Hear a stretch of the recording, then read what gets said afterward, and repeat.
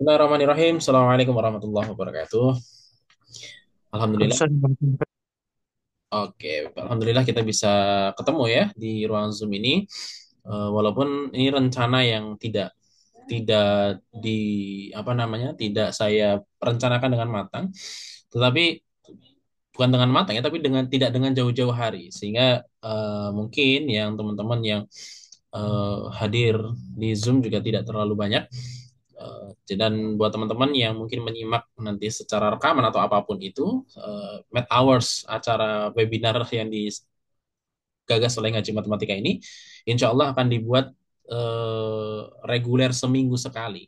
Yang nanti kita akan membahas banyak hal tentang matematika, apapun itu, termasuk mungkin kita akan bahas tentang materi-materi di matematika. Misalkan pengen bahas logaritma, ya kita bahas saja tentang logaritma. Nah, untuk teman-teman yang belum gabung di grup WhatsApp Math Hours ini, silahkan untuk kemudian WA ke nomor 082265031945. Nanti saya tulis juga di caption atau di mana nanti, silakan teman-teman menghubungi untuk bisa digabungkan bersama grup di Math Hours ini. Dan insya Allah eh, nanti kita akan sharing banyak hal di Math Hours tentang matematika, baik matematika yang kita bahas di akademis, di sekolah, ataupun yang mungkin secara akademik ya, tidak hanya sekolah dan kampus misalkan dan lain sebagainya, ataupun memang matematika yang secara umum yang bisa menambah wawasan kita terhadap matematika.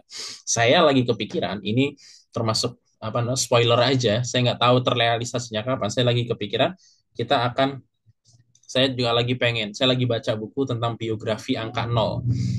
Nah, nanti setelah selesai baca, semoga saya bisa sharingan ke teman-teman semuanya, bagaimana kita bisa mengenal angka nol lebih jauh lagi. Tapi malam hari ini kita akan mulai dengan satu, eh, bisa dibilang cabang dari matematika yang mungkin sudah banyak orang yang tahu. Ya, saya pertama kali tahu tentang eh, jenis matematika ini dari wawancaranya Jaya Suprana, ya, dengan satu profesor namanya Prof. Slamin.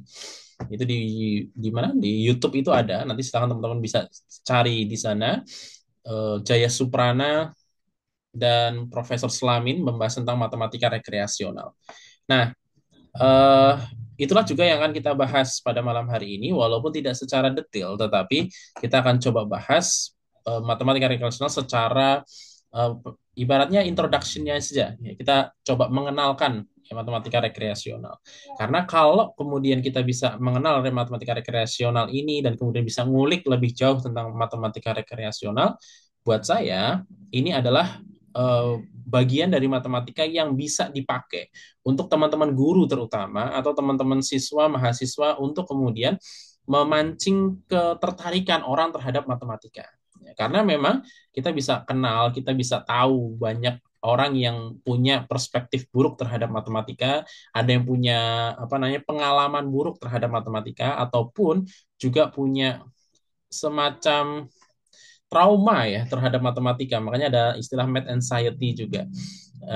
Fobia terhadap matematika gitu ya. Nah, matematika rekreasional ini saya kira bisa menjadi solusi untuk mereka-mereka yang seperti itu, yang mereka secara akademis mungkin kurang terhadap matematika, tetapi bisa mempunyai rasa untuk bisa suka dengan matematika. Nah, matematika rekreasional ini menjadi satu solusi yang mungkin bisa kemudian kita lakukan itu. Nah, itu ada yang cari ya videonya Prof. Slamin. Nggak tahu, saya belum bisa buka, nanti dicek saja. Pokoknya Prof. Slamin dan Pak Jaya Suprana wawancara tentang matematika rekreasional. Nah, ternyata banyak ya matematika rekreasional ini sudah dikenal banyak sekali, terutama pertama kali di Amerika ya. Nanti kan kita bahas juga ya. Makanya temanya adalah main matematika bukan dimainin matematika. Yang kadang-kadang kita merasa bahwa kita tuh bisa loh senang-senang dengan matematika. Kita main dengan memainkan matematika itu dengan sesuatu permainan yang mengasyikkan gitu, yang seru. Padahal kalau di Indonesia sebenarnya itu kita pernah lihat pertunjukan matematika itu di televisi tuh pernah. Ya, kalau pernah nonton The Master ya, di RCTI dulu, itu ada namanya Josandi. Nah, Josandi ini banyak juga mempermainkan permainan sulap yang berhubungan dengan matematika, dan itulah yang kemudian dikenal dengan matematika rekreasional. Ya, yang mana kenapa bukan dimainin matematika temanya? Karena kita selama ini merasa bahwa kita tuh dipermainkan sama matematika. Kita belajar matematika repot, repot dan lain sebagainya kayaknya nggak begitu kepake dalam kehidupan kita. Tapi apapun pengalaman kita, pengalaman orang tentang matematika yang buruk itu semoga bisa teratasi dengan adanya matematika rekreasional. Yang walaupun pada malam hari ini kita nggak bahas terlalu luas, tapi kita bisa memberikan contoh-contohnya saja sedikit. Ada dua contoh nanti yang saya sampaikan. Nah, sebelum ke sana, silakan teman-teman siapkan, boleh ditulis sebagai nanti kenang-kenangan, atau mungkin ditulis di kolom chat saja. Ya, saya ingin mau tanya sesuatu sama teman-teman semuanya tentang matematika. Silahkan dijawab dengan sejujur-jujurnya. Ya, jujur aja ya. Kalau memang pandangannya buruk, ya sampaikan buruk. Kalau memang baik, sampaikan baik. Ini berdasarkan pengalaman dan setiap orang tentu punya pengalaman yang berbeda-beda. Silahkan dituliskan di kolom chat. Pertanyaannya adalah kalau matematika itu rasa makanan, ya, menurut kamu rasanya seperti apa dan kenapa? Misalkan, ya, teman-teman ada yang punya pendapat bahwa matematika itu kayak apel, rasanya manis, kayak apel. Kenapa? Karena ada rasa ketagihan, karena rasa manis itu kan kadang-kadang bikin ketagihan ya. Nah, coba saya pengen tahu pendapat teman-teman semuanya. Nah, ini dari Mbak Nurul Fajria. Rasanya seperti durian, enak dan bikin lupa diri. Waduh, ini mathematical lovers kayaknya ya. Tapi ada yang nggak suka durian juga sih. Ya nggak apa-apa kan. Oh, ada rasa Indomie. Indomie itu kenapa ini? Husni, Husni apa siapa ya? Indomie itu yang kayak apa? Indomie rasa mentimun ada nggak ya? Apa Indomie rasa pare? Kalau saya lebih suka Indomie goreng ya. Bahkan saya sering bela kalau ada merek lain, ada orang bilang merek apa namanya mie instan goreng merek lain itu lebih enak, berarti ada masalah dengan mulutnya ya. Dari Mas Ilham rasanya manis gitu, tapi kalau kebanyakan malah bikin pusing dan diabetes. Oh iya juga ya. Ya, manis tapi kalau kebanyakan juga bikin penyakit ya. Karena efek nagih-nagihnya tapi nagih-nagih jadi penyakit ya. Dari Mbak Dia kayak sambal rasanya pedes. Waduh, menantang. Tapi kalau sudah nyoba mau lagi, lagi dan lagi. Wah, apa namanya? Eh, ini ya, sambal pedes tapi bikin ketagihan. Rasa mengkudu, wah saya nggak tahu ya. Saya kayaknya belum pernah makan mengkudu sih. Udah tahu mengkudu itu kayak apa, tapi nggak pernah tahu rasanya mengkudu, Mas David. Asam apa gimana ya? Ada yang Mas Agus rasanya kayak rujak gado-gado ya. Kadang-kadang manis, kadang-kadang asam, tapi ada kalanya pahit. Buah apa yang ada di rujak yang rasanya pahit? Nah, itu jadi pertanyaan saya tuh. Rasanya ada kalanya rasanya pahit. Nah, setiap orang saya kira juga boleh ada yang masih mau pendapat lagi boleh ya. Saya setiap orang pasti punya punya punya pengalaman ya. Timun kepalanya pahit dia juga sih, ekornya juga pahit kadang-kadang ya, jadi nggak cuma kepalanya. Atau kepalanya dua, timun itu. Oh, iya iya juga ya. Oke oke, masuk akal.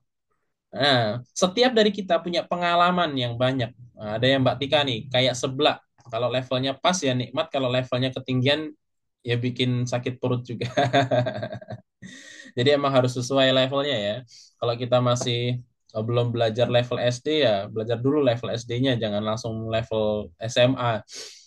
Repot ya. Kalau belum belajar bilangan real, jangan jangan belajar kalkulus dulu ya. Turunan dan lain sebagainya bikin mules emang sih. Yang kadang-kadang malah ngerepotin ya diri kita sendiri. Oke, setiap kita saya rasa pasti punya pengalaman yang berbeda-beda terhadap matematika. Makanya eh, dan kita pun seperti tadi ya, ada yang ngerasain seperti air, semua orang pasti butuh suka dan atau tidak. Jangan kalau kalau seperti air, jangan-jangan yang benci sama matematika itu kena rabies ya. Kalau rabies kan kadang-kadang sama air jadi takut ngerasa sakit dengan air ya. Padahal dia butuh air. Banyak analogi masing-masing ya. Nah, kita punya pengalaman yang berbeda-beda terhadap matematika. Setiap orang punya pengalaman yang berbeda-beda. Saya pribadi mungkin punya pengalaman yang tadi ya gado-gado juga terhadap matematika. Eh, Mungkin kadang-kadang bukan terhadap matematikanya, tetapi kadang terhadap kelas matematikanya. Yang kadang-kadang kita ngerasa enak ya di kelas matematika, belajar matematika nyaman dan lain sebagainya. Tapi kadang-kadang kita ngerasa bahwa kelas matematika itu ngebosenin. Kadang-kadang kita ngerasa matematika itu ya pahit aja gitu, nggak enak gitu kelas matematika dan lain sebagainya. Ya mungkin tadi ya kayak makan seblak itu ya. Kalau levelnya pas, mungkin karena levelnya nggak pas. Tapi kadang-kadang bukan karena levelnya nggak pas, tapi kadang-kadang punya pengalaman buruk terhadap pembelajarannya. Nah ini juga jadi punya apa namanya ada pengalaman tersendiri di setiap orang terhadap matematika. Nah, saya harap ya ketika nanti Bapak Ibu guru misalkan yang ada di sini atau yang mendengar webinar ini, mendengar presentasi ini, mulai ngerti tentang matematika rekreasional, ya setidaknya nanti bisa apa namanya matematika rekreasional ini bisa menjadi obat ya buat siswanya yang punya pengalaman buruk terhadap matematika dan pembelajaran matematika. Dan buat teman-teman yang sudah punya apa namanya dalam tanda kutip kalau bahasanya Mas Husni tadi ya kena rabies terhadap matematika karena kalau rabies itu kan kalau kena kena air bahkan minum air dia itu kadang-kadang ngerasa sakit sekali padahal dia butuh gitu ya. Walaupun mungkin kebutuhannya tidak sebanyak orang-orang yang seperti akademisi yang butuh untuk penelitian dan lain sebagainya tetapi ada kebutuhan itu memang gitu ya. Nah, buat teman-teman yang mungkin merasa seperti itu, matematika rekreasional ini semoga bisa jadi obat juga untuk kemudian lebih menyenangi matematika.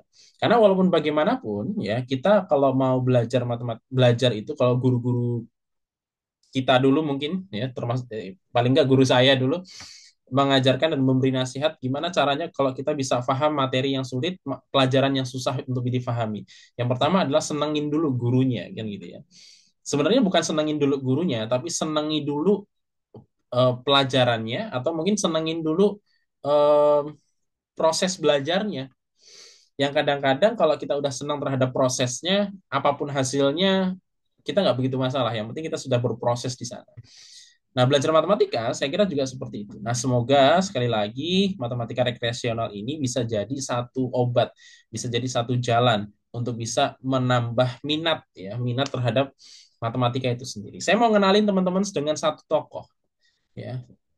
Sayangnya saya nggak pakai animasi, tetapi seenggaknya saya mau ngasih tahu teman-teman tentang satu tokoh ini. Namanya Martin Gardner. Ada yang pernah kenal sama Martin Gardner? Martin Gardner, ada yang pernah kenal? Ya, kalau pernah kenal berarti ya sok kenal ya. Generasinya beda kita itu ya. Martin Gardner. Ya sekitar 1970-an ya hadir di sana. Tetapi yang menarik dari Martin Gardner, dia itu kalau kita lihat dia bukan seorang matematikawan. Dalam tanda kutip bukan seorang matematikawan. Dia secara pendidikan formal itu bukan seorang matematikawan. Dia bukan orang yang menggeluti matematika secara akademis terutama. Yang mana orang-orang banyak mengenal Martin Gardner, biasanya termasuk kita nantinya akan mengenal Martin Gardner ini dia sebagai mathematics columnist, jadi penulis matematika. Kita pernah kenal ada yang namanya tulisan sains populer, ya, mungkin buku-buku terbitan KPG tentang misalkan kayak Kosmos yang kemarin di seri Mas Angga itu di story-nya itu. Nah, Kosmos dan itu sains populer dan beliau ini memperkenalkan apa namanya matematika populer. Dan kalau kemudian kita mau membahas matematika yang jauh dari rumus dan lain sebagainya, kita bisa mengenal itu dari artikel-artikel matematika populer dan lain sebagainya. Nah, salah satunya adalah Martin Gardner. Martin Gardner ini dia secara rutin ya menulis eh, di apa namanya kayak majalah gitu mungkin ya Scientific American. Scientific American ada satu kolom ya di sana yang kemudian ditulis oleh Martin Gardner. Nah, beliau memperkenalkan banyak sekali tentang matematika dan setelah kita kelompokkan ya matematika yang khas yang ditulis oleh Gardner itu adalah matematik yang kita sebut dengan matematika rekreasional ini. Banyak sekali ya yang kemudian orang terinspirasi dengan Martin Gardner ini. Mulai dari eh, apa namanya games-games yang berurusan dengan matematika dan lain sebagainya. Kita bisa sebut beliau ini sebagai bapak matematika rekreasional. Orang yang kemudian memperkenalkan matematika hanya ya rekreasi buat rekreasi aja. Artinya ya buat seneng-seneng aja gitu. Jadi kita kadang-kadang nggak begitu apa namanya nggak begitu eh, kepikiran ya belajar matematika itu ya cuman buat senang-senang. Kita kalau mau senang-senang ya main ke pantai gitu kan, mau senang-senang ya tidur, scrolling dan lain sebagainya. Tapi jarang dari kita punya pikiran bahwa ya matematika itu kita belajar matematika itu ya untuk bersenang-senang saja, untuk rekreasi. Jadi kayak orang rekreasi itu kan nggak mikirin kerjaan, nggak mikir yang ya mikir tapi nggak mikir yang repot-repot gitu, nggak mikir yang terlalu jelimet banget gitu ya. Tetapi ya main tapi berpikir tapi untuk senang-senang gitu. Ya. Yang ketika dia sudah menemukan itu, makanya kadang-kadang kalau kita lagi bosen, terus kita kepengen sesuatu yang menyenangkan, apa yang kita lakukan? Selain kemudian kita scrolling sosial media, kita main game. Nah, biasanya orang-orang yang suka main games itu biasanya memang buat hiburan sih itu ya. Jadi matematika rekreasional itu adalah matematika yang ya di kita pelajari untuk buat senang-senang aja. Walaupun nggak akan kebayang buat kita, akan sulit membayangkan untuk kita bahwa matematika itu akan dipakai untuk senang-senang aja. Karena apa? Karena kita kalau kita dengar matematika yang kita bayangkan adalah rumus-rumus, deretan rumus yang sulit dihafalkan, atau kalau nanti sudah belajar analisis real atau belajar kalkulus misalkan, itu banyak notasi-notasi yang kemudian akan repot sekali kita untuk menyebutkannya. Ya, untuk setiap X elemen, Z itu apa, X itu apa, itu kita repot dengan notasi-notasi seperti itu yang kadang-kadang kita juga nggak hafal notasi itu sendiri, gitu ya.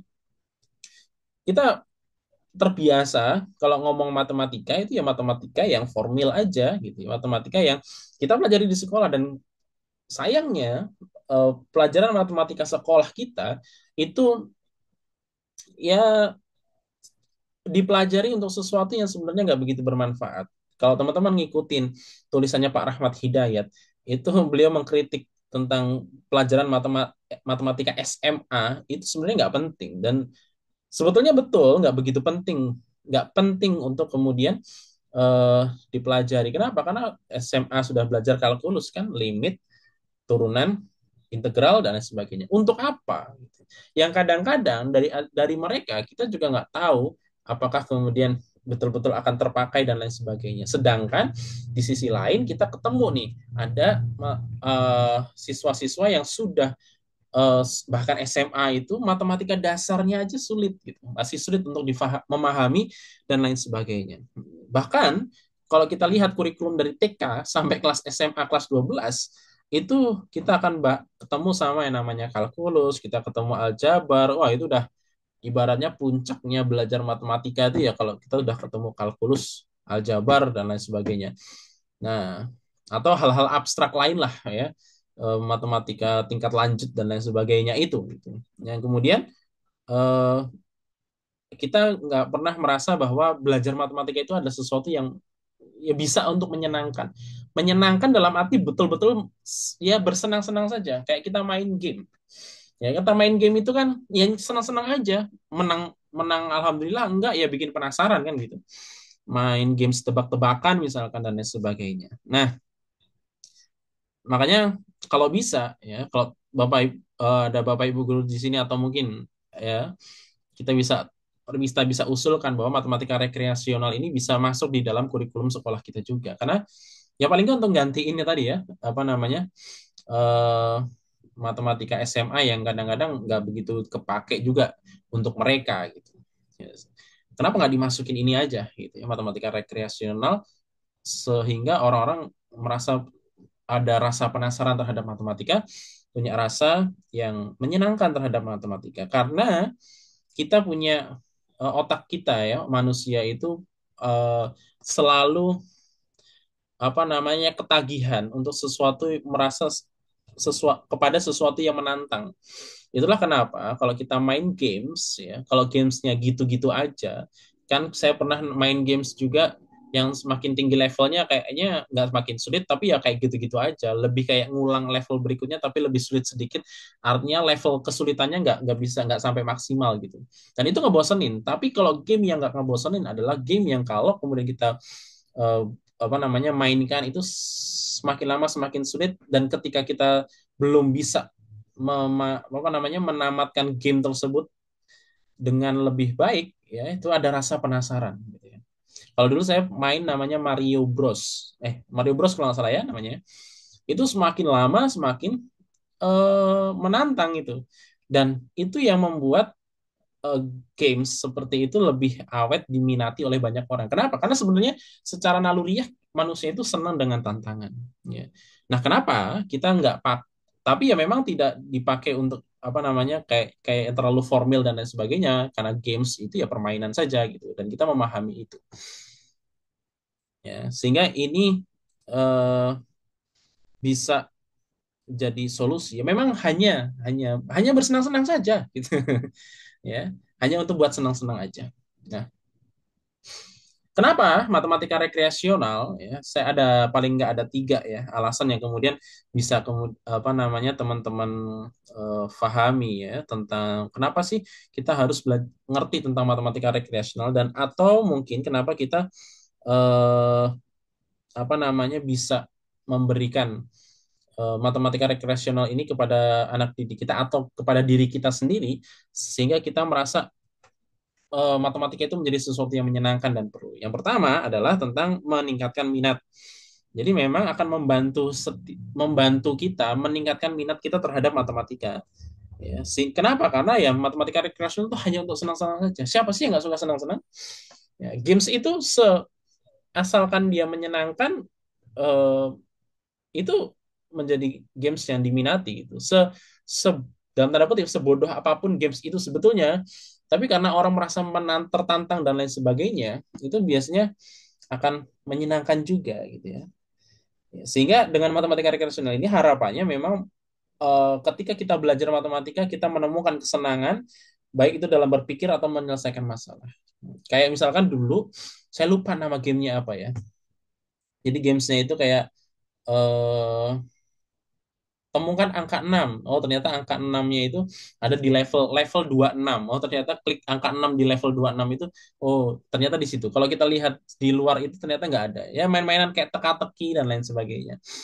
Makanya permainan TTS itu sebenarnya asah otak ya. Ada game asah otak kalau nggak salah, dulu sempat ramai itu zaman saya SMP kalau nggak salah ya, atau SMP kalau seingat saya. Ya, itu menarik itu.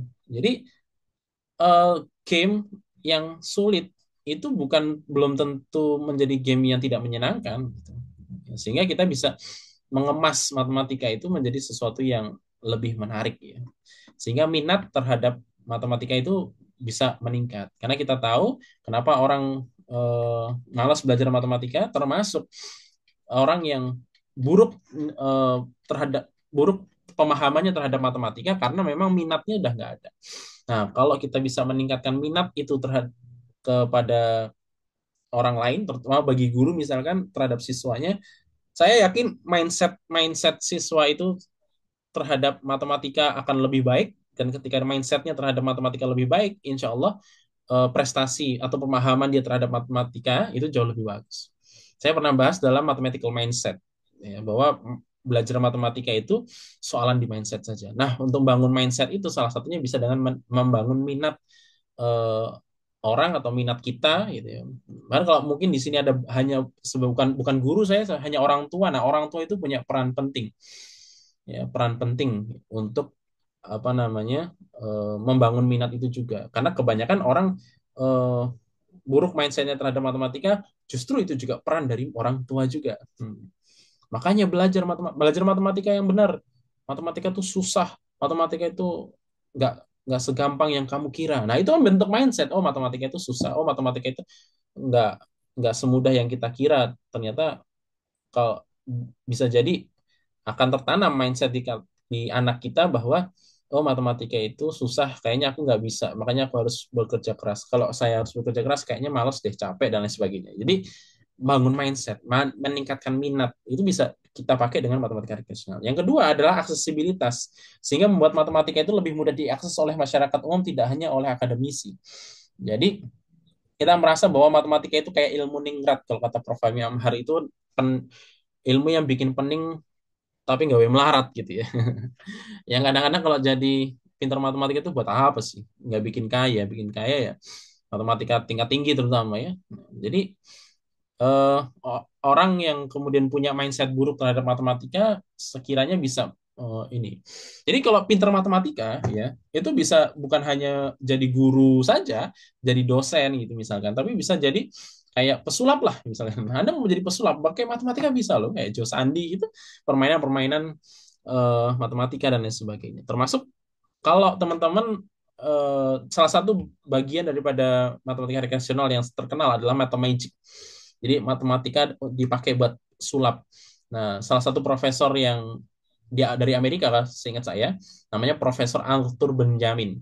Teman-teman cari video beliau di TEDx tentang Mathemagic, ya, tentang Mathemagic itu ada, dan itu menyenangkan melihat beliau memainkan matematika itu secara rekreasional. Dan kalau kita tanya buat apa sih, buat apa kayak gitu ya, nggak ada gunanya juga mungkin dalam kehidupan kita sehari-hari secara langsung aplikatifnya ya maksudnya, tapi secara kesenangan itu menjadi sesuatu yang menarik gitu, luar biasa itu.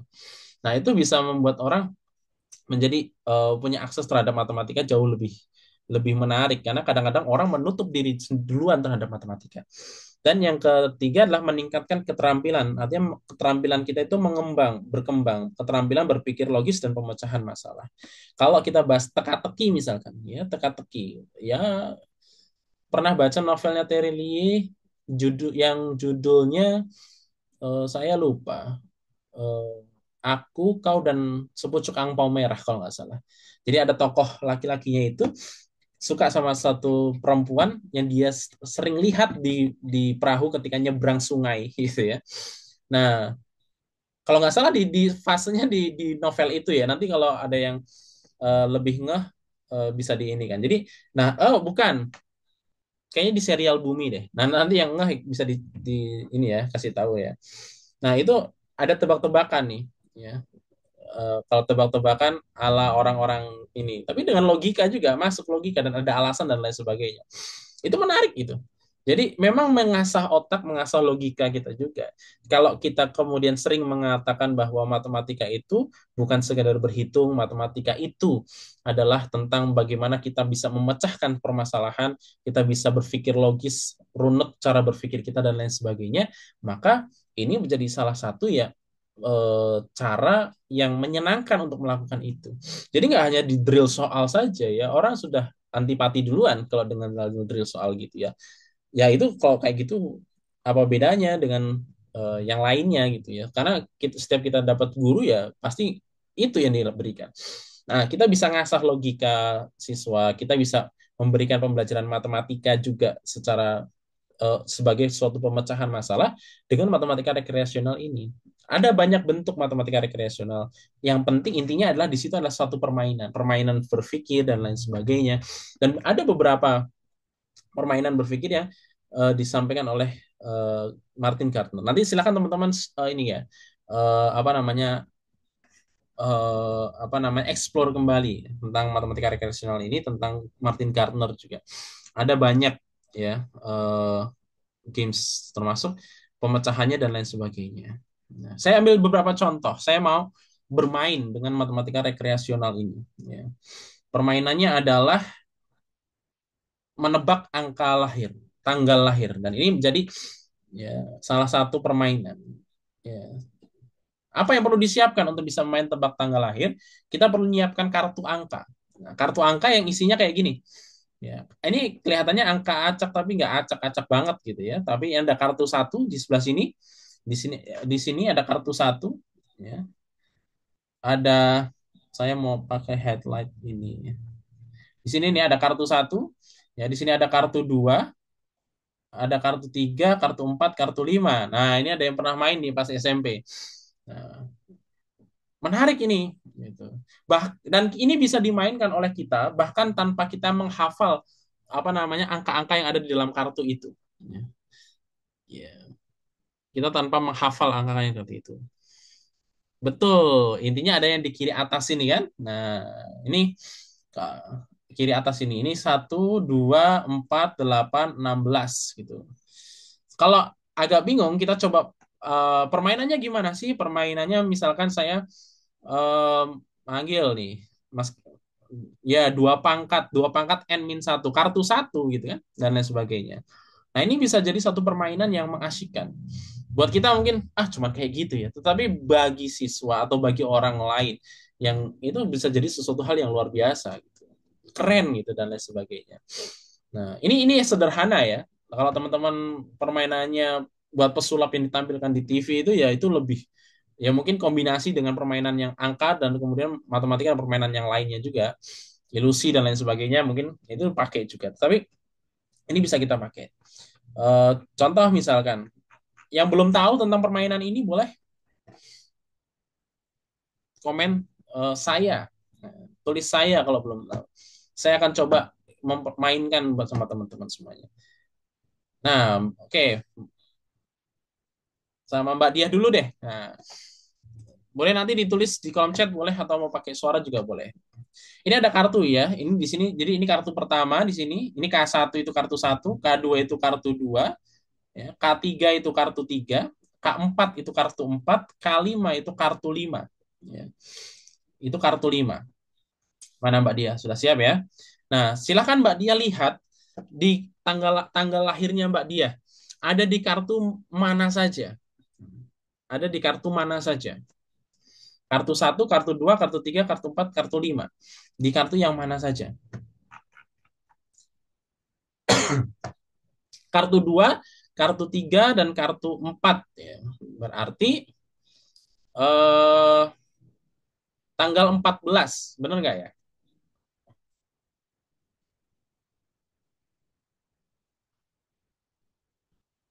Nah, tanggal 14. Nah, Mas Husni udah pernah main, udah tahu ini ya. Tanggal 14. Coba lagi, nanti kita coba bongkar sedikit ya. Tadi udah dibongkar sedikit loh sama Mas Husni juga. Sama Mas Andri, coba Mas Andri. Tanggal lahirnya Mas Andri itu ada di kartu mana saja? Ya, ada di kartu mana saja? Nanti Mas Husni cepet-cepetan kita ya. Sama Mas siapa tadi yang sudah pernah main tuh? Ya, Mas Andri tadi, Andri siapa namanya? Mas Andri Rasdiana. Mas Mas atau Mbak? Hanya ada di tanggal di kartu satu? Berarti tanggalnya tanggal satu ya? Oh Mbak Andri. Berarti tanggalnya tanggal satu ya? Nah gitu. Anda sudah nangkep, sambil dilihat polanya coba. Ya, sambil dilihat polanya. Sama tadi ada dua pangkat, ada clue dua pangkat dari Mas Husni. Nah, coba dilihat. Ada tadi selama Mas Andri komen ada Mbak Maisaro. Nah, Mbak Maisaro, coba satu permainan lagi. Nah, kartu satu, kartu dua, kartu tiga, berarti tanggal 7 ya. Mbak Maisaro tanggal 7 betul ya? Oh, E4 bukan 3, berarti 1, 2, 4. Berarti kalau 1, 2, 4 tanggal 11, ya kan? Betul nggak? Tanggal 11. Nah, betul ya?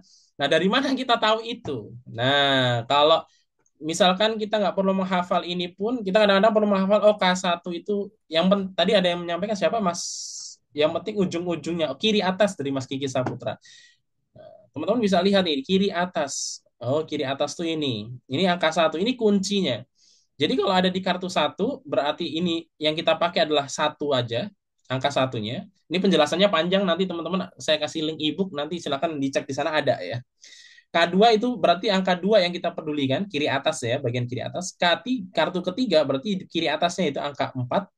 K4-nya berarti angka 8, K5-nya berarti angka 16. Maka tadi ketika eh, Mbak Diah nyampaikan bahwa ada di kartu 2, 3, dan 4, saya tinggal jumlahin 2, 4, dan 8. Maka ketemulah 14. Terus tadi Mbak Andri hanya ada di kartu satu, oh berarti ya cuma satu aja. Ya. Mbak Maisaro 1, 2, dan 4 gitu ya. Berarti saya tinggal nambahin 1 tambah 2 tambah 8 berarti 11 gitu. Bisa difahami ya. Nah, lebih lebih mudahnya kita kadang-kadang nggak perlu menghafalkan itu, oh kartu satu itu satu, kartu dua dua, kartu tiga empat, kartu empat delapan, nggak gitu ya. Tapi lebih mudah lagi kalau kita mengingat apa yang disebut tadi Mas Husni sebagai dua pangkat. Dua pangkat.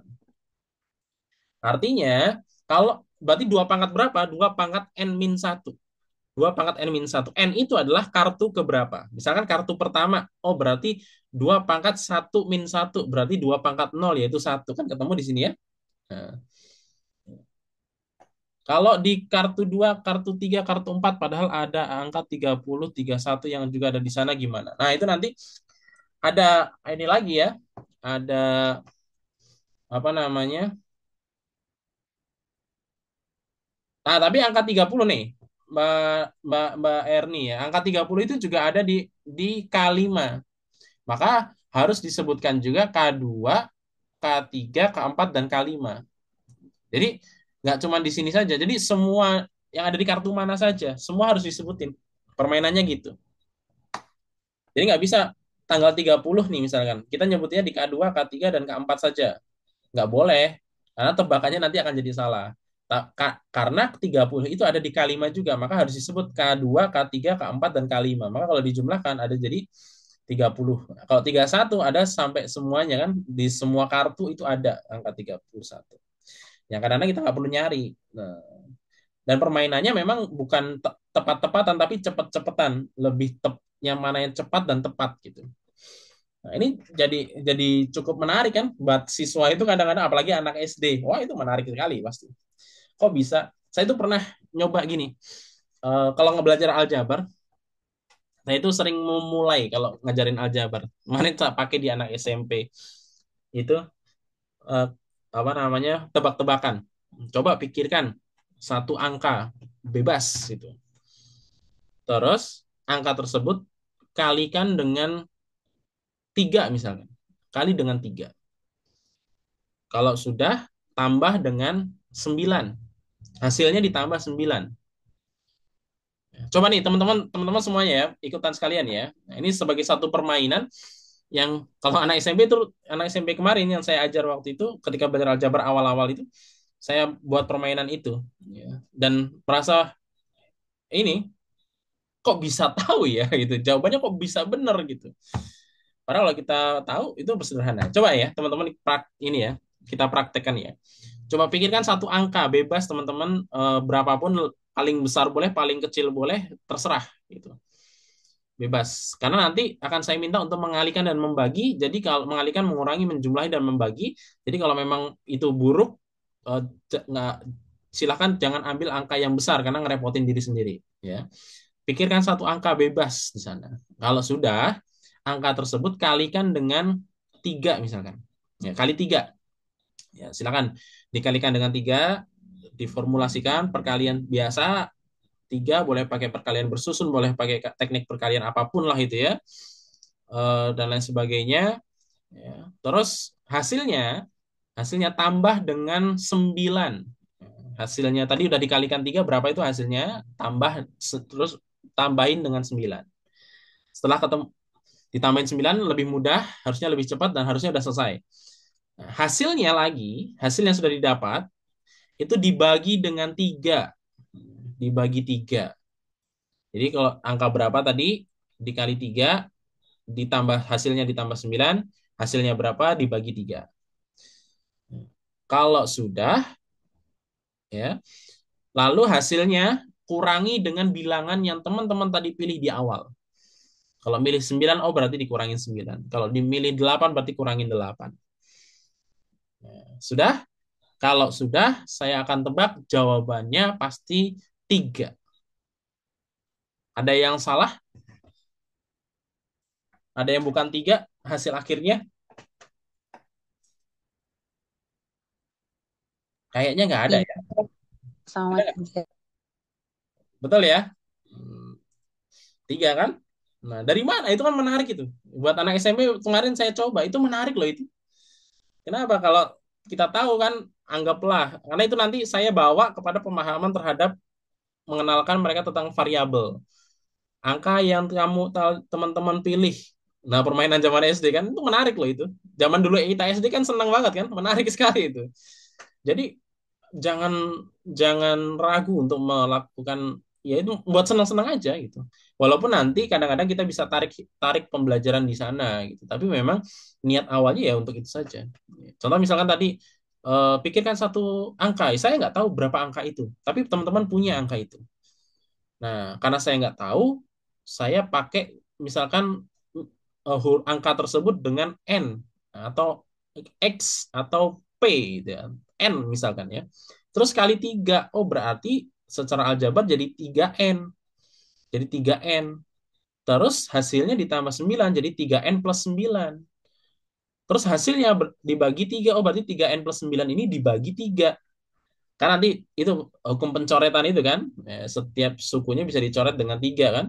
Hasilnya kan nanti jadi n plus 3. Nah, terus kurangi dengan bilangan yang tadi dipilih. Oh, tadi 3n plus 9 dibagi 3 itu di dalam kurung dikurangin n. Ya, maka hasilnya berapapun n yang dipilih, hasilnya pasti sama dengan 3. Gitu. Nah, n ini yang saya nggak tahu berapa dari teman-teman itu punya, itulah yang disebut dengan variabel. Saya biasanya endingnya ke situ.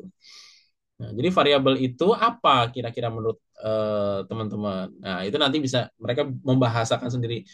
Nilai yang nggak tahu, ada nilainya tapi nggak tahu, atau nilai yang nggak tak apa nilai yang boleh diganti-ganti macam-macam dan lain sebagainya gitu ya. Nah, itu nanti muncul tuh apa namanya pendapat-pendapat mereka gitu. Nah, bisa dalam arti permainan-permainan matematika seperti ini bisa kita pakai gitu.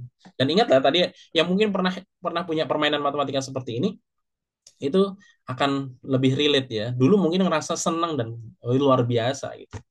Nah, permainan-permainan sulap kayak Josandi dan lain sebagainya itu saya kira juga ada rumusnya dan lain sebagainya. Ya cuma mungkin agak dipadukan dengan yang lainnya gitu ya.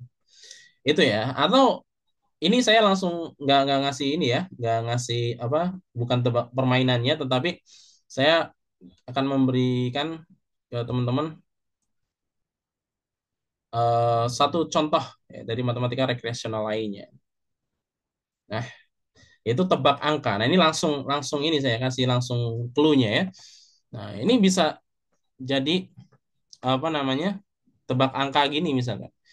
Nih, kita sebagai instrukturnya ya, kita ngatakan kita kasih perintah seperti ini. Nah, sama kayak yang tadi ya. Nanti teman-teman bisa praktekkan ya ke adiknya atau ke siapanya boleh silakan. Pikirkan atau tuliskan angka 1 sampai 1 miliar. Ini kan lebih-lebih wow ya. 1 sampai 1 miliar. Jadi bilangan yang besar. Maka orang kalau tahu ini kayak mau permainan, kita pengen mereka pasti pengen kita gagal kan. Maka dia akan nyari angka yang sangat sulit menurut mereka. Saking sulitnya berharap kita itu akan gagal. Tapi karena kita sudah punya rumusnya, kita akan main dengan hati-hati, maka kita akan bisa dapat juga gitu. Kemudian kalikan angka tersebut dengan 2. Berarti misalkan 2000 kali 2. Tambahkan dengan 50, terserah kalian atau orang tersebut misalkan. Nah, jadi di sini angka genap ya, angka genap. Jadi yang penting angka genap, bebas angka genapnya berapa. Kemudian bagilah dengan 2, kurangi hasilnya dengan 15. Nah, maka sebutkan hasilnya 2010. Dari mana rumusnya? Nah, ini kan sama kan? Oh, pikirkan angka 1 miliar. Ya, 1 miliar, 1 sampai 1 miliar, kita misalkan lagi dengan variabel A. Kalikan angka tersebut dengan 2. Berarti A kali 2 yaitu 2A. Tambahkan dengan bilangan genap. Bebas bilangan genap itu. Maka kita punya rumus di sini. Bilangan genap itu adalah 2N. Berarti 2A plus 2N. Bagilah dengan 2. Ketika dibagi 2, ini ada pencoretan di sini kan. Berarti tinggal sisanya tinggal A plus 2N. Sorry, A plus N ya kan. A plus N. Menebak angka tersebut dengan menguranginya dengan setengah dari angka genap, misalkan A plus N sama dengan N min A.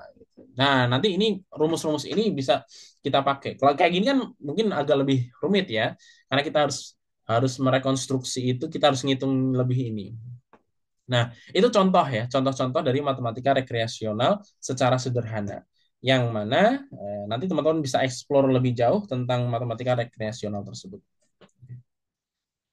Nah, eh, maka tadi di awal saya menyampaikan satu rekomendasi bahwa ini kalau bisa bisa dimasukkan ke dalam pembelajaran. Kenapa? Karena pembelajaran insya Allah akan jadi lebih menyenangkan. Kalau teman-teman misalkan dengan kurikulum yang sekarang, teman-teman bisa cari permainan yang mungkin, ya, yang mungkin eh, apa namanya bisa relate dengan pembelajaran. Tapi pun ketika kita nggak menemukan satu permainan yang relate dengan materi pembelajaran yang kita lakukan, nggak apa-apa, mainin aja. Kenapa? Karena kadang-kadang eh, yang kita butuhkan adalah orang itu punya respect dulu sama matematika. Orang itu punya minat dulu tadi terhadap matematika. Orang punya kesenangan dulu dengan matematika. Maka matematika rekreasional ini gunanya salah satunya ya untuk mereka senang-senang aja. Tapi ada hubungannya dengan matematika. Sehingga mereka merasa, oh matematika itu menyenangkan. Matematika itu kayak main game. Matematika itu kayak seperti itu. Nah ketika minat itu terbangun, maka semangat belajar mereka akan semakin eh, tinggi insya Allah. Walaupun nanti ketika ketemu sesuatu materi pelajaran lebih sulit, mereka kan ini lagi kan turun lagi tuh semangat belajarnya. Tapi nggak apa-apa, naikin lagi aja terus dan terus gitu. Ya. Kemudian mendorong kreativitas untuk bisa apa namanya menemukan ya ini salah satunya kreativitas gurunya juga gitu ya. Kreativitas gurunya untuk kemudian bisa menemukan permainan-permainan yang menarik dalam pembelajaran matematika. Dan kemudian meningkatkan keterlibatan siswa. Dan bagaimanapun siswa itu ketika mereka terlibat dalam diskusi dan lain sebagainya, mereka merasa nyaman di situ. Ya. Kalau perlu pancing, ya, pancing siswa-siswa yang kadang-kadang pendiam itu untuk kemudian ikut bermain di situ. Nah, insya Allah kalau permainannya tepat untuk mereka, itu jadi sesuatu yang menarik juga untuk mereka.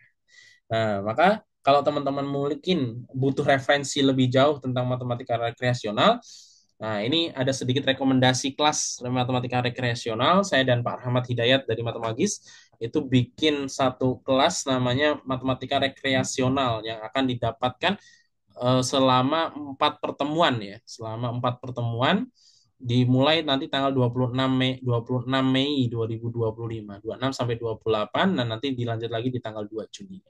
Apa topik yang dibahas yaitu matematika di balik permainan dan teka-teki. Termasuk nanti akan dibahas kenapa sih otak manusia itu senang dengan hal-hal yang nagih dengan hal-hal yang bikin mereka penasaran. Kemudian seni dan keindahan matematika, matematika dalam dunia nyata yang itu memang kadang-kadang kita perlu temukan, kita bisa temukan di situ dan matematika tak terduga kejutan di balik hal sederhana.